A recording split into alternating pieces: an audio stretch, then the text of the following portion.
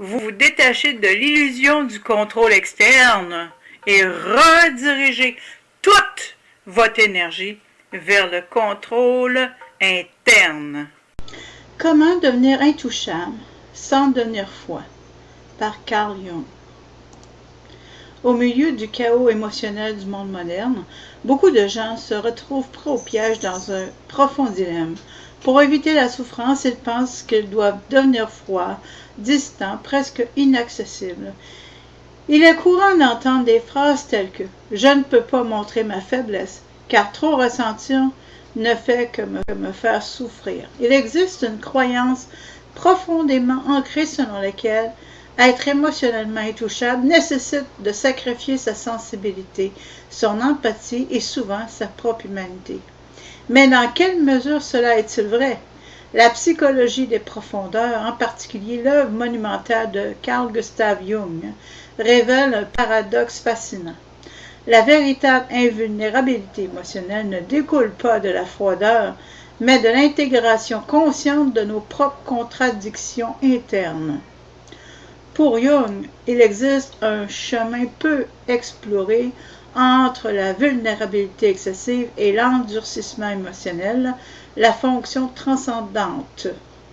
Peu de gens le savent, mais ce concept développé par Jung dans son ouvrage Psychologie et alchimie de 1944 que j'ai traduit, le titre de son livre n'est pas en français bien entendu, décrit une capacité psychologique, peut-être, je ne sais plus. Je ne sais pas quelle langue il parlait, il en parlait quelques-unes. Il faut voir que j'aille vérifier. Donc, ce livre décrit une capacité psychologique sophistiquée qui va bien au-delà des simples mécanismes de défense. La fonction transcendantale est la capacité à contenir en soi des tensions apparemment inconciliables telles que la douleur et la sérénité, la fermeté et la compassion, la proximité et la distance, sans s'effondrer.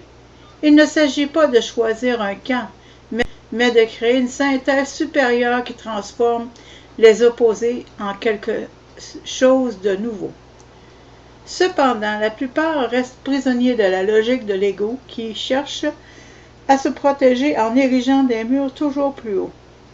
Cette stratégie génère un effet secondaire dangereux. Plus l'individu se défend, plus il se sent isolé et vide. L'ego croit que pour éviter d'être blessé, il doit expulser tout ce qui est inconfortable, pénible ou contradictoire. Mais selon Jung, cette attitude ne fait qu'exacerber la souffrance, car ce qui est réprimandé dans l'inconscient refait surface sous des formes déformées à travers des explosions émotionnelles, des symptômes physiques ou des crises existentielles. C'est à ce moment que se pose la question centrale de cette vidéo. Est-il possible d'être émotionnellement intouchable sans devenir froid? Carl Jung répondrait oui, mais cela nécessite du courage, de la discipline et surtout un engagement profond dans le processus d'individuation. Il affirmait que la force authentique ne réside pas dans la rigidité, mais dans la flexibilité de la psyché, capable d'embrasser à la fois la lumière et l'obscurité. Les personnes véritablement intouchables ne sont pas celles qui s'enferment dans un cocon émotionnel, mais celles qui ont appris à danser avec leurs propres ombres, sans perdre leur chaleur humaine. Dans cette vidéo, nous explorerons comment la fonction transcendantale peut être appliquée dans la vie réelle. Nous comprendrons à travers le prisme de Jung comment une personne peut rester protégée émotionnellement sans avoir besoin de construire des murs de glace autour de son cœur. Nous discuterons du conflit entre l'ego et le soi, du concept de maintien de la tension, de la préservation des opposés sans fragmentation et de la manière dont le processus alchimique de la psyché transforme des douleurs profondes. Tout cela non seulement pour satisfaire la curiosité intellectuelle, mais aussi pour offrir des outils pratiques à ceux qui sont entourés de critiques, de rejet, de trahison ou d'environnements toxiques sans savoir comment se protéger, sans perdre leur humanité. Car au fond, la question qui résonne dans le silence de nombreuses âmes est simple. Comment puis-je me protéger des souffrances du monde sans devenir froid et distant? Et peut-être qu'à la fin de cette vidéo, la réponse ne sera pas seulement théorique, mais profondément transformatrice. Il existe une idée profondément enracinée dans la culture contemporaine et peut-être dans toute société qui valorise la force et l'indépendance, selon laquelle, pour survivre émotionnellement, il faut devenir froid. Beaucoup pensent qu'il n'y a que deux voies possibles, soit on est trop vulnérable, s'exposant au risque constant d'être blessé, soit on construit un mur froid autour de son cœur, évitant toute possibilité de souffrance. Ce discours, bien que séduisant, est, selon Carl Jung, non seulement incomplet, mais aussi dangereux. Le mythe de la froideur comme forme de protection naît de la peur. La peur du rejet, la peur de l'humiliation, la peur d'être trahi ou manipulé. Dès notre plus jeune âge, nous avons appris que montrer ses émotions peut être interprété comme une faiblesse. Combien de fois n'avons-nous pas entendu des phrases telles que « Ne montre pas ce que tu ressens, sinon les gens s'en serviront contre toi ». La culture populaire alimente ce mythe à travers des personnages apparemment invincibles. Ne faiblisse pas, n'hésite pas. Ce sont des héros ou des héroïnes qui semblent intouchables, simplement parce qu'ils ont supprimé toute trace d'humanité qui pourrait les trahir. Mais ce que peu de gens réalisent, c'est le prix élevé à payer pour cette défense. Jung a averti que lorsque l'ego tente de trop se protéger, il crée un système de défense si rigide qu'il finit par isoler l'individu, non seulement de la... Disons les choses telles qu'elles sont, sans anesthésie, sans tourner autour du pot. Il y a une raison cachée et silencieuse pour laquelle vous vous sentez épuisé, vidé, comme si la vie vous vidait de toute votre énergie. Et ce n'est pas ce que vous pensez. Ce ne sont pas les tâches en attente, ce n'est pas la pression au travail, ce ne sont même pas les problèmes familiaux. C'est quelque chose de plus profond, quelque chose qui est devenu un parasite silencieux dans votre existence, votre hyperactivité. Pensez-y, toujours disponible, toujours prêt à répondre à un message, à répondre à un appel, à vous présenter quand on a besoin de vous. Vous avez été conditionné à penser que cette disponibilité constante vous rendra respecté, aimé, apprécié. Mais vous savez quoi? C'est le piège parfait. C'est la chaîne invisible qui vous maintient lié à la médiocrité émotionnelle. Être toujours accessible ne vous rend pas fort. Cela fait de vous un esclave. Plus vous êtes accessible, moins vous êtes apprécié. C'est une loi psychologique aussi vieille que l'humanité elle-même. Ce qui est abondant est méprisé. Ce qui est à la portée de tous perd son mystère, son magnétisme. Le paradoxe brutal est que, dans votre désir d'être accepté, vous devenez dispensable. Plus vous essayez d'être présent, moins on vous remarque. Plus vous donnez de votre temps, moins vous gagnez de respect. Et c'est là que commence le cercle vicieux. Vous donnez plus pour recevoir moins. Laissez-moi vous poser une question dérangeante. Combien de fois avez-vous eu l'impression de tout donner aux autres et de vous sentir toujours vide? Combien de fois vous êtes-vous épuisé à maintenir des relations qui n'existent que tant que vous faites des efforts? Ces personnes ne sont pas avec vous, elles sont avec votre disponibilité et, dès que vous fixerez une limite, dès que vous prendrez un peu de recul, vous verrez qui appréciait vraiment votre essence et qui n'appréciait que votre accessibilité. C'est là que commence la vérité que personne ne veut affronter. Le respect se construit à distance. La paix intérieure se trouve dans les limites que vous fixez avec le monde. Il ne s'agit pas de vous enfermer, mais d'établir un périmètre clair entre votre énergie et les demandes extérieures. Les gens respectent ceux qui respectent leur propre temps. Ils admirent ceux qui savent dire non fermement, ceux qui n'ont pas peur de décevoir les autres en ne satisfaisant pas tous leurs caprices. La psychologie humaine est tissée de ce paradoxe. Nous désirons ce que nous ne pouvons pas avoir. L'inaccessible nous obsède, nous attire comme un aimant incontrôlable. Lorsque vous devenez cette personne qui n'est pas toujours à portée de main, qui privilégie sa paix intérieure à la validation extérieure, Votre présence devient magnétique, votre silence en dit plus long que 1000 mots, Votre absence se fait davantage sentir que n'importe quelle présence forcée. Et voici le point qui désarme toutes les excuses. Votre besoin d'approbation extérieure est votre plus grande faiblesse. Tant que vous vivrez dans le besoin de la validation des autres, vous continuerez à être un esclave émotionnel. Chaque regard, chaque message ignoré, chaque geste d'indifférence vous frappera comme un coup de poing invisible. Mais dès l'instant où vous comprendrez que votre valeur ne dépend pas de ce regard, ne dépend pas de ce message, quelque chose en vous changera à jamais. La véritable force réside dans la capacité à être seul, sans se sentir seul, à être sa propre source de validation, à apprécier le silence non pas comme une absence, mais comme une présence totale. Ceux qui maîtrisent le silence, maîtrisent l'interaction, deviennent invincibles en compagnie. Je veux que vous graviez cela dans votre esprit. La surexposition vous épuise, la suradisponibilité dilue votre essence. Être disponible pour tout le monde, c'est être absent de soi-même. Chaque oui que vous donnez au monde extérieur est un non que vous vous donnez à vous-même. Et savez-vous ce qui se passe lorsque vous vivez en pilote automatique, en cherchant à plaire à tout le monde? Vous vous videz, vous vous éteignez lentement, vous devenez l'écho de ce que vous auriez pu être. La liberté commence lorsque vous comprenez que tu n'as pas à répondre immédiatement, que tu n'as pas à justifier chaque silence. La liberté commence quand tu arrêtes de demander la permission de donner la priorité à ta paix, car cette paix que tu recherches désespérément ne vient pas de l'approbation des autres. Elle vient du respect que tu te portes à toi-même. Regarde autour de toi, observe les personnes que tu respectes le plus. Ce ne sont pas celles qui s'épuisent à essayer de plaire à tout le monde, ce sont celles qui restent fermes dans leurs limites, qui n'ont pas peur de décevoir, qui savent que le respect véritable vient de l'authenticité et non d'une complaisance constante.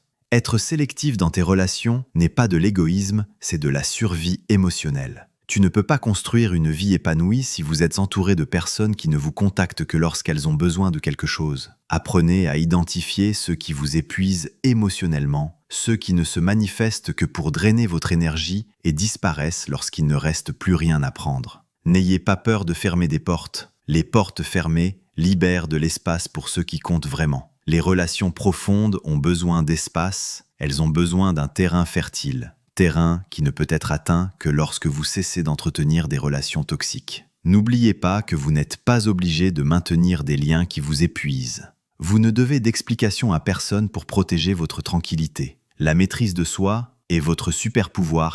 Faites une pause avant de réagir. Réfléchissez avant de répondre.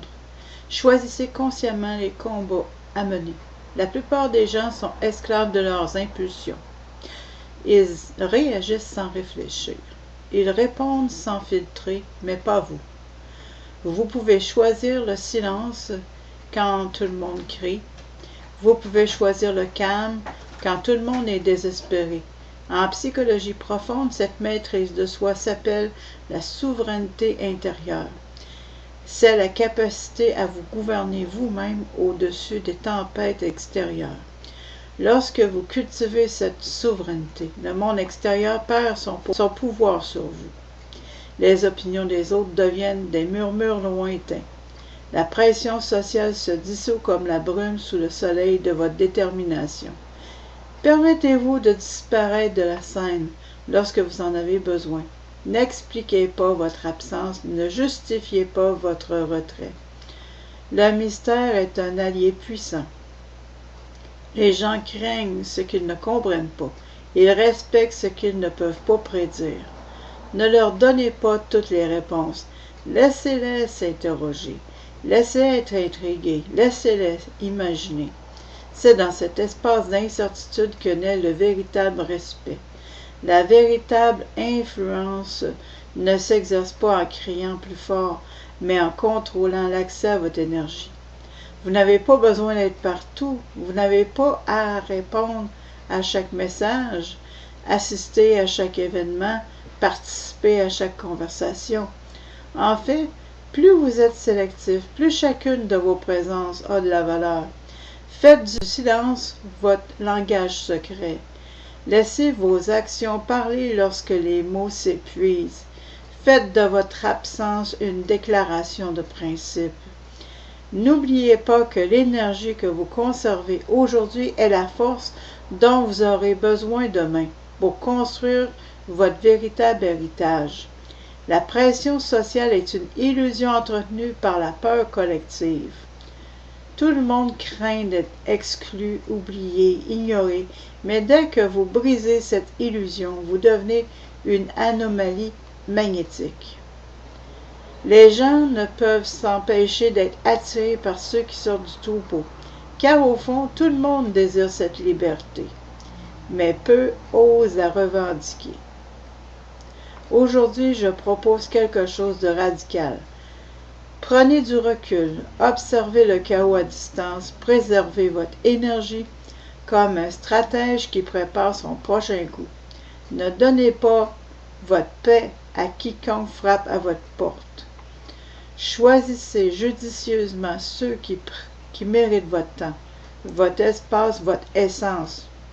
La véritable victoire dans la vie n'est pas d'être appelé par tout le monde, mais d'être rappelé par ceux qui comptent vraiment. Il ne s'agit pas de remplir chaque trou dans votre emploi du temps, mais de remplir chaque instant de votre existence d'un but. La qualité l'emporte toujours sur la quantité. Le véritable respect ne se mendie pas, il se cultive à partir de l'intégrité personnelle. Rappelez-vous que vous n'êtes pas une ligne d'assistance disponible 24 heures sur 24.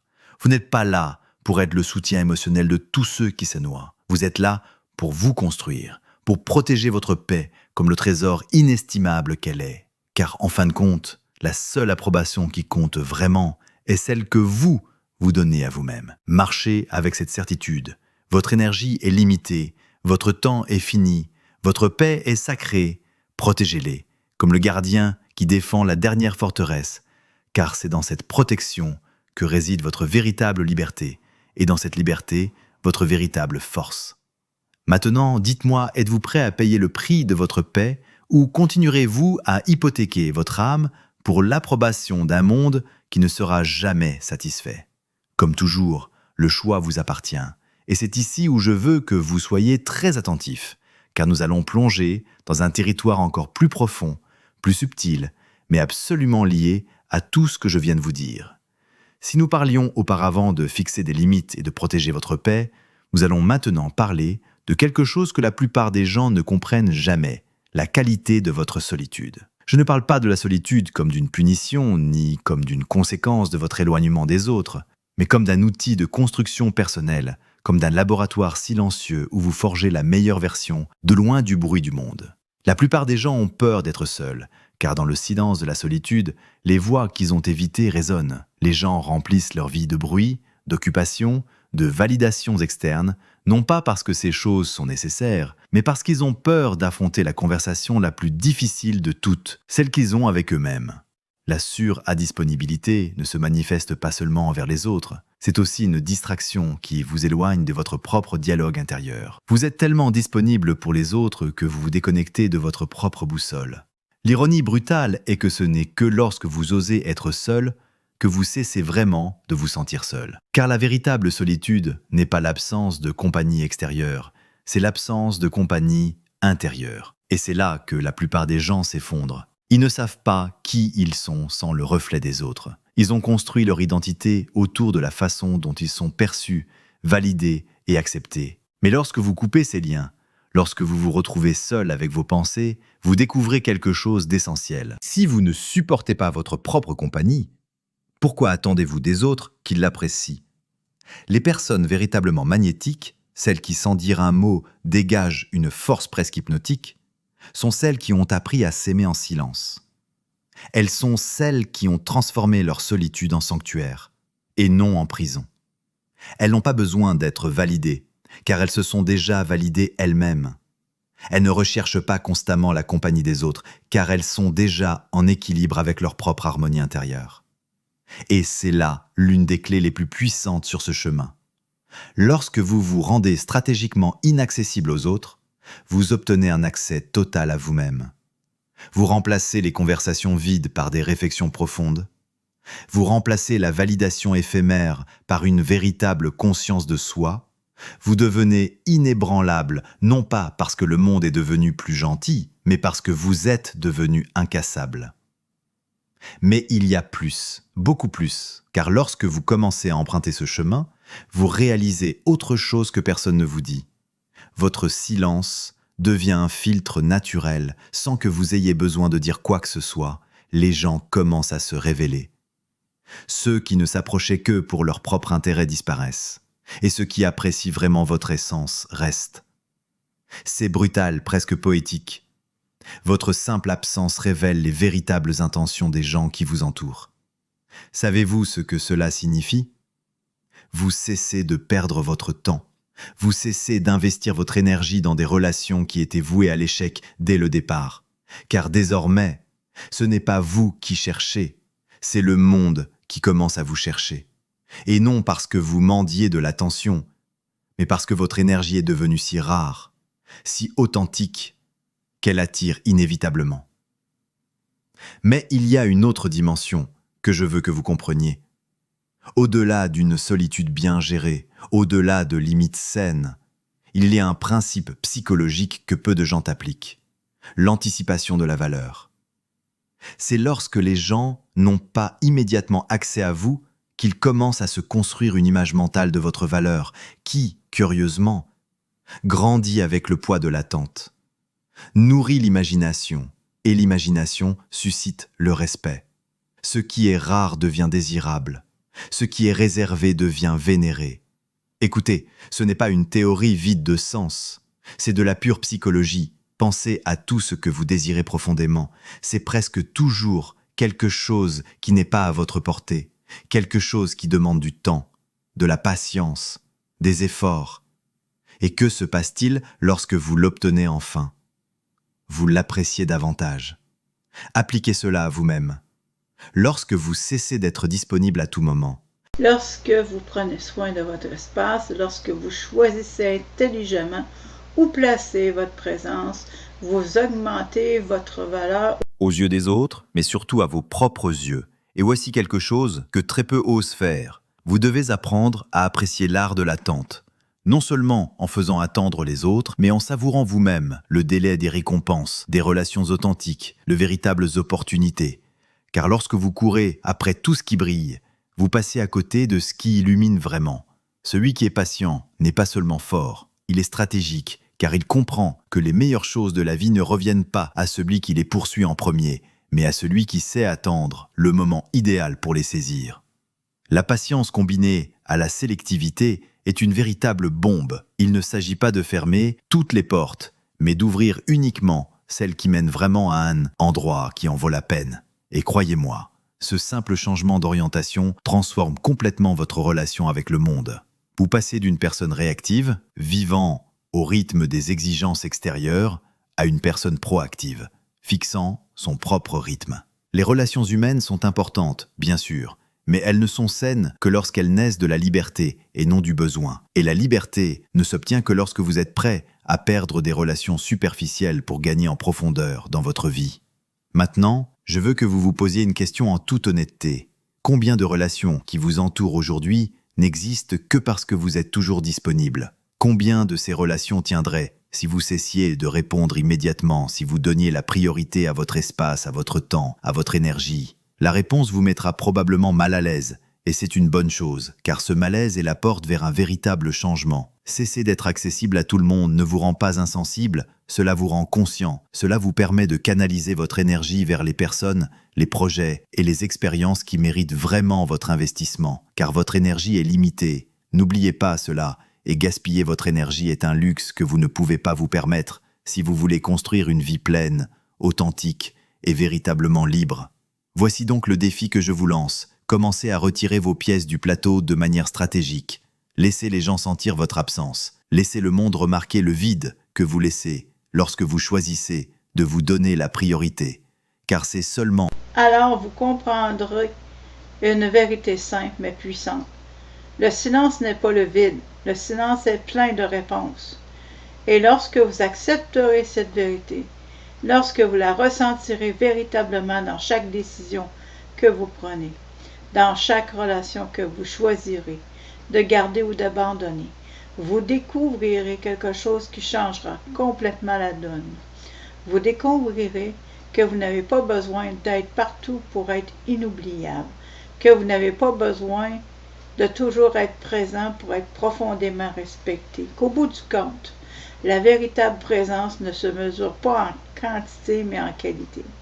Maintenant, dites-moi, êtes-vous prêt à transformer votre silence en votre âme la plus puissante? Êtes-vous prêt à ce que votre absence parle plus fort que votre présence? Car lorsque vous franchirez ce seuil, je vous promets que vous ne regarderez plus jamais en arrière et que le monde, je vous le garantis, ne vous regardera plus de la même façon. Mais attendez, ne vous arrêtez pas tout de suite, car il y a encore une chose que vous devez comprendre si vous voulez vraiment maîtriser ce jeu invisible.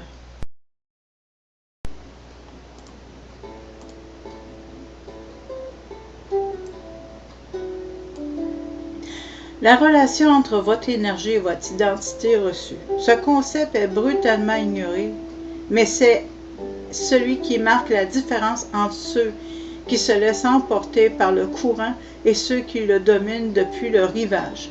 Chaque fois que vous donnez votre énergie de manière incontrôlable, non seulement vous vous épuisez physiquement, mais vous diluez également la perception que les autres ont de vous. Oui, ce que vous projetez n'est pas seulement ce que vous dites ou faites, mais la qualité de votre énergie, la direction que vous lui donnez.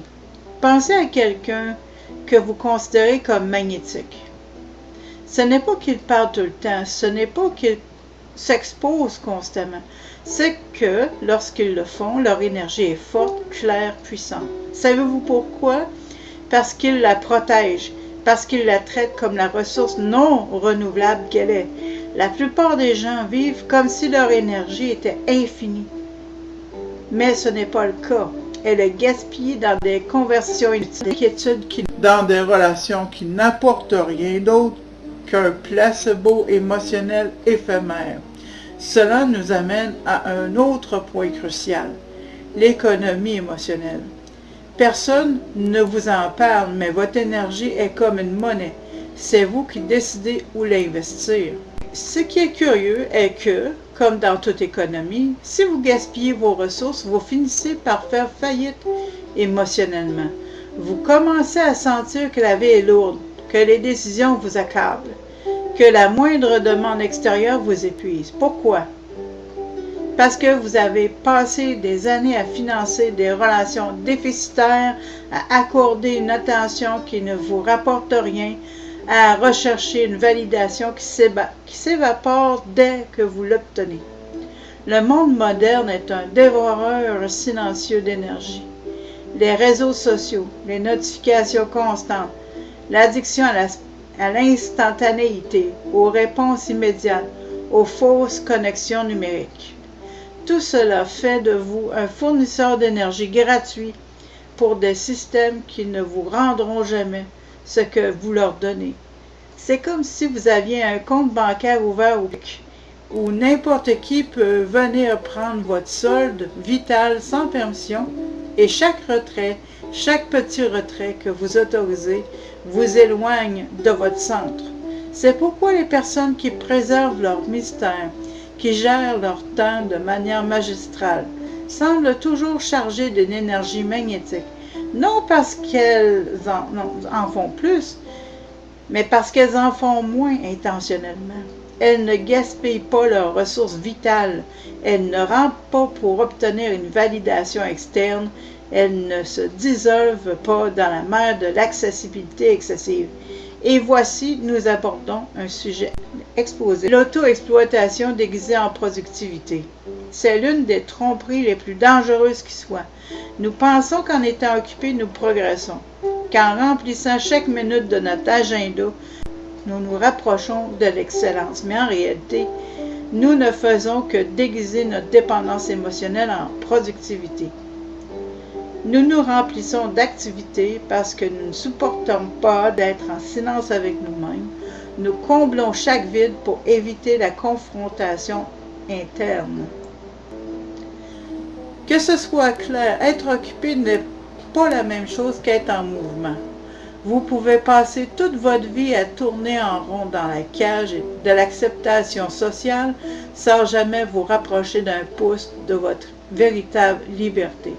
Être sélectif ne concerne pas seulement les personnes. Cela est aussi le cas pour les activités, les pensées que vous laissez entrer, les objectifs que vous décidez de poursuivre. Je veux que vous considériez cela comme une purge silencieuse. Commencez à éliminer de votre vie non seulement les personnes qui vous épuisent, mais aussi les tâches, les distractions, les obligations que vous vous imposez et qui n'existent que pour combler des vides artificiels. Votre concentration est votre atout le plus précieux et là où vous concentrez votre attention, c'est là que se trouvera toute votre vie. Et non, il ne s'agit pas de construire une vie dépourvue de stimuli, mais de construire une vie pleine de sens, pleine de relations qui vous nourrissent, de projets qui enflamment votre raison d'être, de moments qui n'ont pas besoin d'être partagés pour avoir de la valeur, pleine de silence qui en disent plus long que 1000 conversations vides. Maintenant, nous allons encore plus loin. L'autonomie narrative. Ce concept est absolument essentiel. Il s'agit d'arrêter de vivre dans le récit que les autres ont construit pour vous. Chaque fois que vous acceptez d'être disponible pour tout le monde, chaque fois que vous donnez votre temps sans vous poser de questions, vous vivez dans l'histoire de quelqu'un d'autre. Vous jouez un rôle secondaire dans un scénario que vous n'avez pas écrit.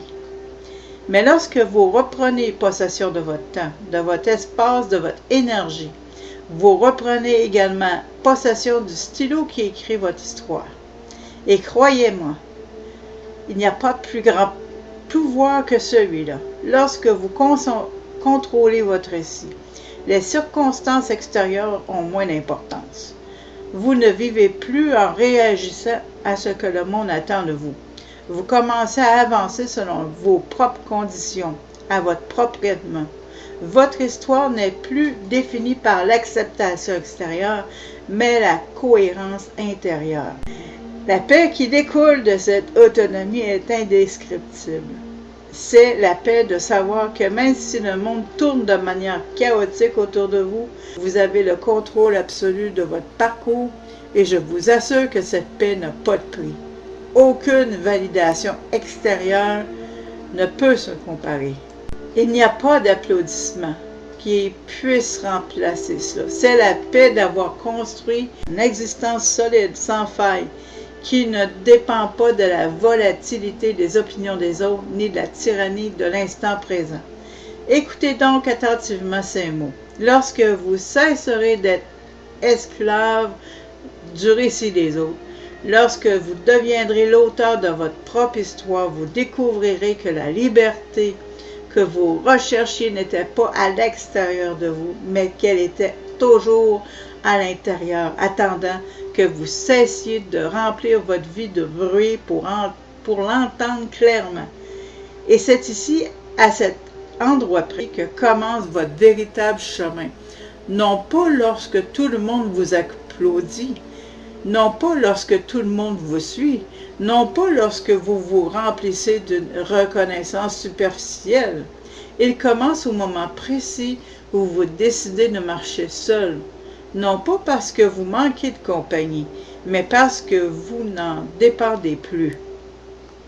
Il commence lorsque vous faites du silence votre allié, de la patience votre stratégie et de la sélectivité votre bouclier, car en fin de compte, la véritable révolution n'est pas extérieure, la véritable révolution se produit en vous, dans ce moment sacré où vous choisissez de cesser d'être l'esclave de l'accessibilité et de devenir le propriétaire absolu de votre temps, de votre énergie, de votre vie. Et juste au moment où vous pensez avoir tout compris, la dernière couche de cette vérité inconfortable apparaît. Ce qui différencie vraiment les personnes qui évoluent avec souveraineté dans la vie, ce n'est pas seulement qu'elles contrôlent leur temps, leur énergie, leurs relations, c'est qu'elles maîtrisent quelque chose d'encore plus subtil, l'art de la rareté stratégique. Oui, vous avez bien entendu. Tout ce qui est rare devient précieux. Mais il ne s'agit pas de faire semblant d'être rare. Il ne s'agit pas de jouer les difficiles à obtenir comme une stratégie de manipulation bon marché. Il s'agit de devenir une personne si accomplie en soi-même que l'on devient naturellement sélectif avec notre énergie. Il s'agit de ne pas rendre son temps rare par une posture, mais parce qu'il est véritablement réservé à ce qui compte vraiment. La rareté authentique ne peut être feinte et les gens l'aperçoivent immédiatement. Il semble que vous n'agissez pas pour impressionner, mais que vous vivez en accord avec vos propres principes. Et cela, mon ami, est magnétique d'une manière que les mots ne peuvent exprimer. Car en fin de compte, la véritable influence n'est pas celle que vous recherchez, celle qui est générée par une conséquence inévitable d'une vie d'authenticité radicale. Laissez-moi vous donner un exemple brutal. Pensez aux grands penseurs, aux leaders silencieux, aux créateurs qui ont révolutionné le monde. Aucun d'entre eux ne quémandait l'attention. Aucun d'entre eux n'avait son agenda ouvert à tout le monde. Leur temps était limité, leur apparition était rare, mais chaque fois qu'ils se montraient, ils laissaient une marque indélébile. Non pas parce qu'ils parlaient plus fort que les autres, mais parce qu'ils parlaient quand ils avaient vraiment quelque chose à dire. La dernière pièce du puzzle, votre valeur ne se mesure pas au nombre de fois où vous vous montrez, mais à la marque que vous laissez lorsque vous le faites. Les gens s'habituent rapidement à ce qui est abondant. Une surexposition vous épuise, mais la bonne dose de mystère, une absence bien calibrée, une présence mesurée, cela construit une image qui ne s'oublie pas facilement. C'est comme l'écho d'une grande phrase que vous n'avez pas besoin de répéter 1000 fois pour qu'elle résonne à jamais. Et voici, je voudrais vous amener à une dernière réflexion à laquelle vous n'avez probablement jamais pensé. Toute votre vie est votre signature. Chaque décision que vous prenez, chaque espace que vous défendez, chaque silence que vous choisissez, chaque nom que vous prononcez, tout laisse une empreinte. Tout dit quelque chose sur vous, même lorsque vous ne dites rien. Surtout lorsque vous ne dites rien. Alors maintenant, fermez les yeux un instant et réfléchissez. Si vous disparaissiez complètement aujourd'hui, quel écho laisseriez-vous derrière vous? Se souviendrait-on de vous pour le bruit que vous avez fait ou pour la profondeur de votre présence? Car la réponse à cette question définit non seulement notre influence, mais aussi tout notre héritage. C'est pourquoi, si cette vidéo vous a ému, c'est quelque chose qui a résonné en vous, comme un tonnerre silencieux, je vous invite à faire plus que simplement réfléchir, je vous invite à agir, à commencer dès aujourd'hui, pas demain, à établir de véritables limites pour protéger votre énergie, comme la ressource sacrée qu'elle est, à retirer vos pièces du plateau de bruit et à commencer à jouer votre propre jeu. Et si vous êtes arrivé jusqu'ici dans la vidéo, qui celle-ci étant la deuxième partie, je sais pourquoi vous êtes toujours là. C'est parce qu'une étincelle en vous qui refuse de s'éteindre. Je voudrais vous demander une chose particulière. Laissez la phrase suivante dans les commentaires, comme un code secret entre ceux d'entre nous qui comprennent de quoi il s'agit.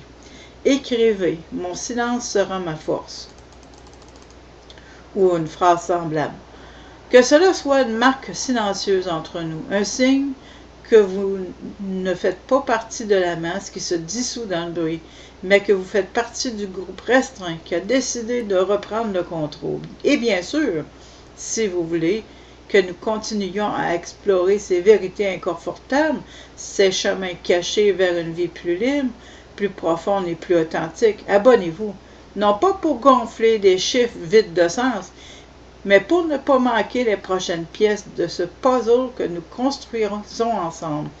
Car nous ne sommes pas là pour divertir les gens, comme la plupart le font sur YouTube. Nous sommes ici pour construire des silences qui résonneront pendant des années.